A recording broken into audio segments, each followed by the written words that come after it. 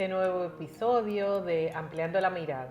Ampliando la Mirada es una oportunidad para nosotras sembrar en ustedes nuevas posibilidades para vivir, crecer y desarrollarnos de nuevas formas y hacerlo diferente. Yo soy Ana María Pellerano. Yo soy Daisy Matos Pavonesa. Como dijo Ana María, esta es una oportunidad que nos damos todos para ampliar la mirada. Bueno, hoy tenemos un tema súper interesante, porque yo creo que marca es el punto de partida de entender nuestras relaciones con nosotros mismos, con el mundo, y con las personas que nos rodean y cómo vamos construyendo la estructura emocional de nosotros como seres humanos. Y es a partir de nuestro vínculo, o sea, el cómo construimos el apego con nuestra figura principal o al momento del nacer, que es la madre, cómo nosotros comenzamos a partir de ahí a relacionar vamos a decir, a la construcción de las demás relaciones con los demás individuos. En la década de los 60, quien básicamente comienza esa elaboración de ese concepto del apego, quien primero habla de eso, es Bowlby, estableciendo la vinculación primaria con la madre, de que es esa relación que va sirviendo de seguridad y de cómo nos vamos relacionando con todas las demás personas. Si bien es cierto que era ese momento del nacimiento, esa primera hora, algunos le llaman la hora dorada, la primera hora, que el amamantar, el tener al bebé piel con piel, contacto como una manera de darle la seguridad y la bienvenida, ¿verdad? Después de experimentar ese proceso, ese camino. Ese proceso intensivo, que bueno, que si es parto vaginal, pues puede ser de una manera diferente a que de repente tú estás muy tranquilo y vas para afuera. Sí. Son dos experiencias completamente diferentes en el ser humano.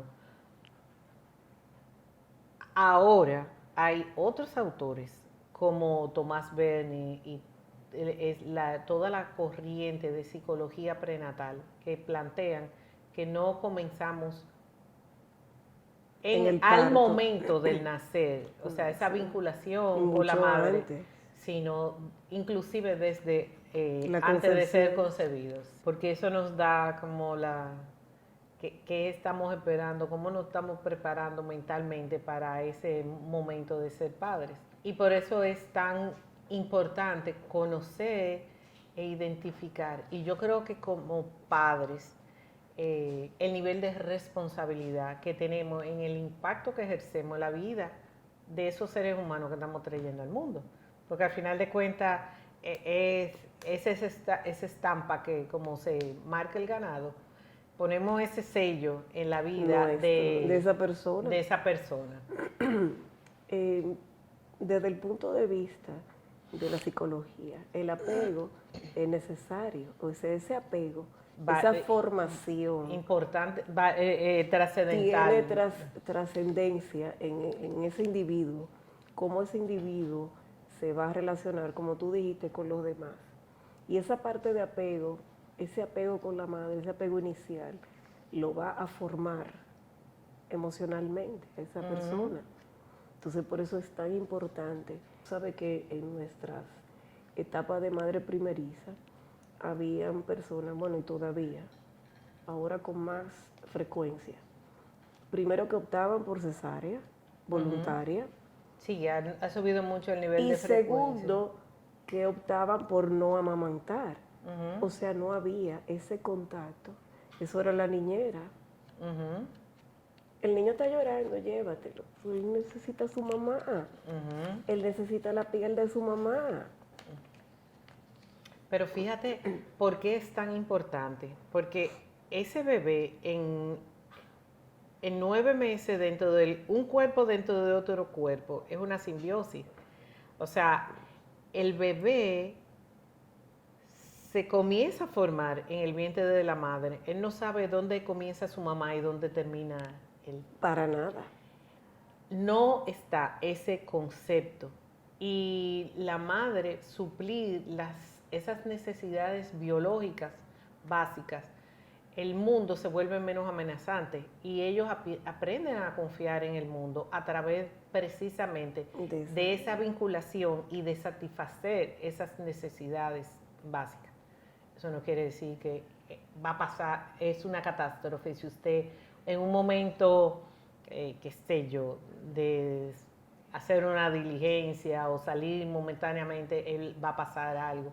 Pero en la medida de que constantemente estamos supliendo ese proceso afectivo y de vinculación con el bebé, él va a poder aprender más fácil a estar con otras personas que claro no va que a ser, sí. no va a ser amenazante con él.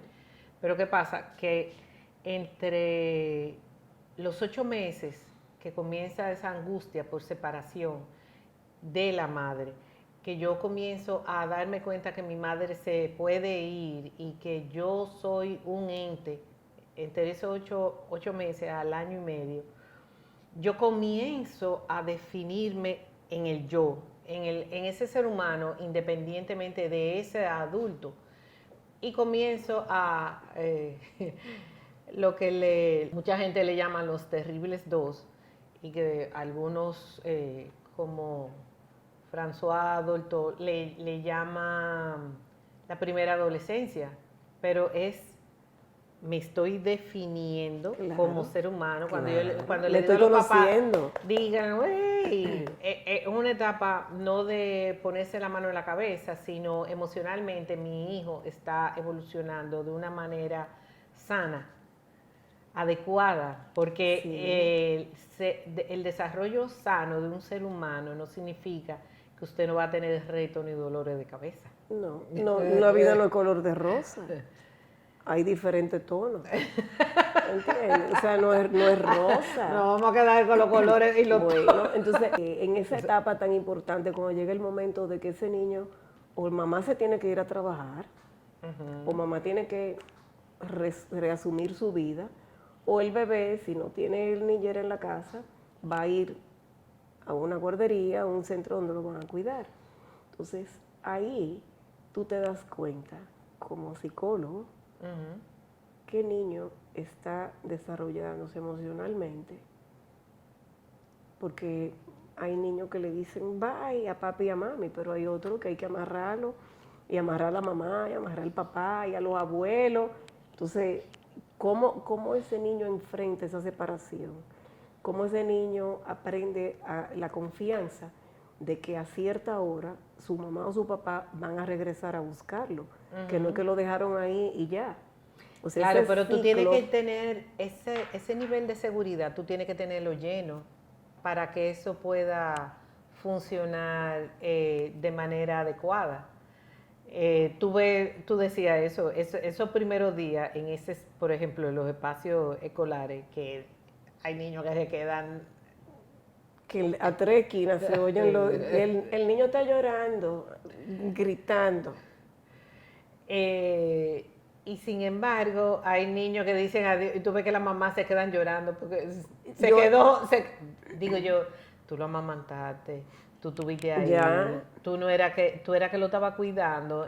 O sea, el ser humano necesita paulatinamente, en la medida de que va creciendo y va desarrollando habilidades de autonomía, o sea, poder separar, poder caminar, poder comer, poder bañarse, etcétera, etcétera. En ese proceso de desarrollo, asimismo necesita emocionalmente ir generando niveles de autonomía y de independencia, porque es lo que construye el mundo de la autoestima. La autoestima no es solamente porque le diga, tú vas muy bien, mi hijo. O sea, no es la boca, es lo que yo hago, es de quién yo le sirvo de espejo a ese ser humano que que tengo en mi responsabilidad para acompañarlo a desarrollarse y a crecer de una manera independiente y autónoma. Porque yo entiendo, como papá, yo estoy segura que si hacemos una encuesta, todos van a decir que quieren hijos independientes, responsables. Sí, Nadie va a decir como que ahí? quiero que vaya con la muleta que llevamos a veces, le ponemos nosotros los papás. Exactamente. Fíjate que ahí, en ese punto, es que el apego inicia un desapego. Porque Claro, si no, se convierte en dependencia. Entonces, la muleta. La muleta. Entonces, voy a contar un chiste buenísimo. Tú que conoces a mis hijos, cuando Loret pasó de primaria a intermedia en Miami, eso fue un trauma. Pero para mí y para los otros padres de educación especial, porque ya ellos no iban a estar en la misma aula, con la misma docente, sino que ellos tenían que moverse de aula, porque los docentes no era que se movían, sino cuando nosotros fuimos todos los padres, llegamos a la primera reunión, que nos quedamos así, al ver aquel monstruo de ciento qué sé yo cuántas aulas, que nada más era séptimo y octavo. Nos sentamos en el aula, todo el mundo al lado de su niño, ¿verdad? Ya de su adolescente. Y nos dan una hoja con el horario de la semana. Yo nada más que miraba a los otros papás y decía, ¿y cómo van a hacer? Porque imagínate, ellos se tienen que ir, trasladar, no solamente de un aula a otra, sino de un edificio a otro. Ay, Dios mío, bueno, pues nosotros vamos a ensayar con todos ese grupo. El grupo de Lore eran 5 y Lore era la única hembra. Ensayamos todas las rutas de la semana y hoy es martes y vamos qué sé yo qué. Bueno, llega el primer día de clase. Entonces después que terminaba la clase, ellos iban en autobús para el after school, que era en un parque, y ahí a las 4 y pico nosotros los recogíamos.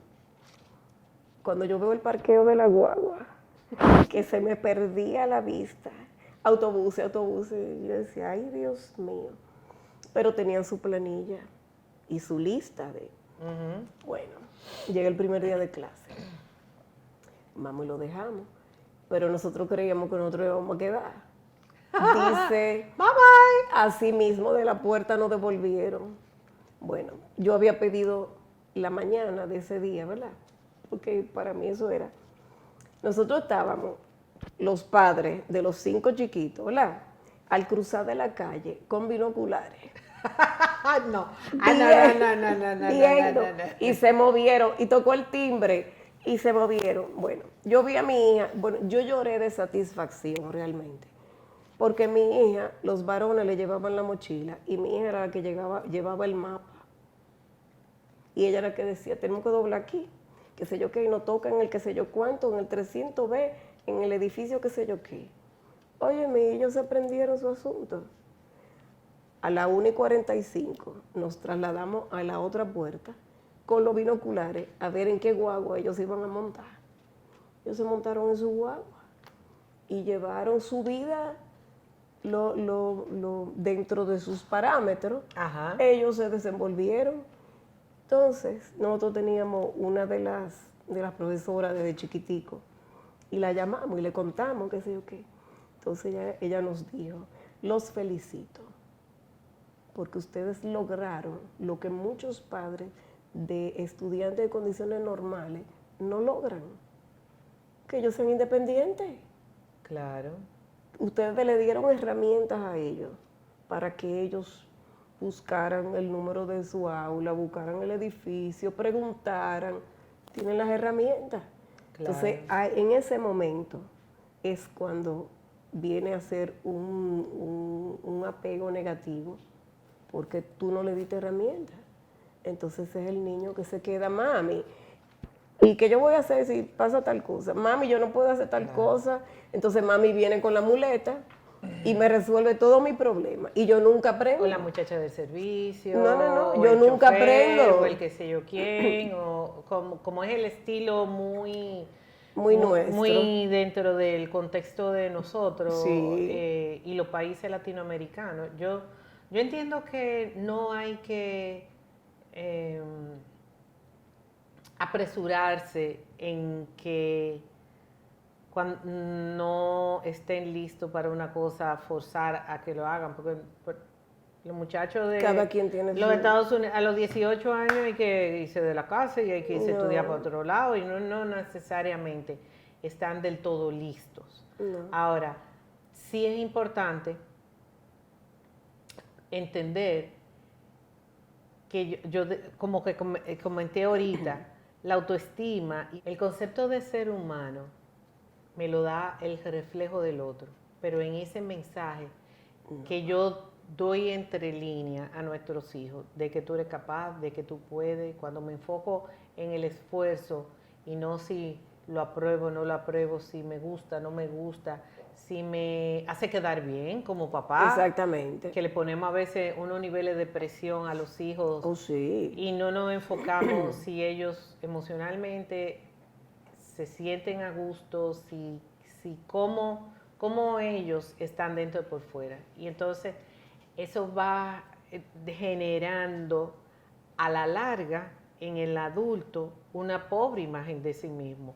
Y entonces cuando yo tengo esa imagen de tan pobre de mí, entonces es que me quedo en relaciones y voy construyendo relaciones de codependencia que al final de cuentas es vamos a decirlo como en términos llanos, la pobre imagen que tengo de mí misma y la falta de límites y de límites que soy capaz de poner, porque me voy poniendo de último, porque no me relaciono, no sé la manera. No tengo relaciones sanas. No, exacto. No tengo porque yo te necesito. Exacto. En vez de yo quiero estar contigo por H o por R, porque te quiero, porque me enamoré, yo te necesito porque tú me suples. Eso que me suplía mi mamá o mi papá, que me resolvía. Claro, y entonces, eso lo marco en todo, porque no es solamente en las relaciones de pareja. En todo, tú lo ves en el trabajo. Exacto. No son capaces no asumen puestos de responsabilidad, porque no tienen, no pueden, no tienen iniciativa. Siempre tienen que tener su muletilla en algún momento, en algún sitio. Y al final de cuentas son gente que el otro es el que tiene la responsabilidad.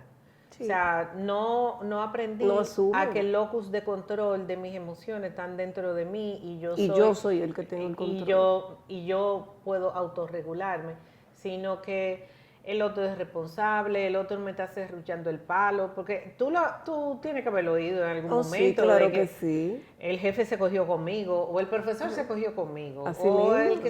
Y así sucesivamente. Externo a mí está toda la responsabilidad.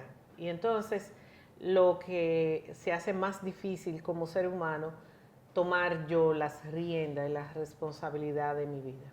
Y entonces es mucho más difícil caminar Claro esa que minera. sí, no. Por eso es que hay que ampliar la mirada. Claro, y atreverse a ponernos la lupa adentro y mirarnos a ver por dónde andamos. Esa introspección es necesaria. Esa introspección es necesaria y romper ese círculo es necesario. Sí, se necesita trabajo personal, mucho trabajo personal y sobre todo deseo de hacer las cosas de manera diferente. Señores, muchísimas gracias. Gracias por acompañarnos como cada miércoles en Ampliando la Mirada. Una servidora, Ana María Pellerano. Daisy Matos Pavonesa. Recuerden dejar sus comentarios en la campanita para que nosotras sepamos qué temas quieren que tratemos. Recuerden que todos los miércoles sale nuestra producción. Nos vemos el próximo miércoles. Un abrazo a todos.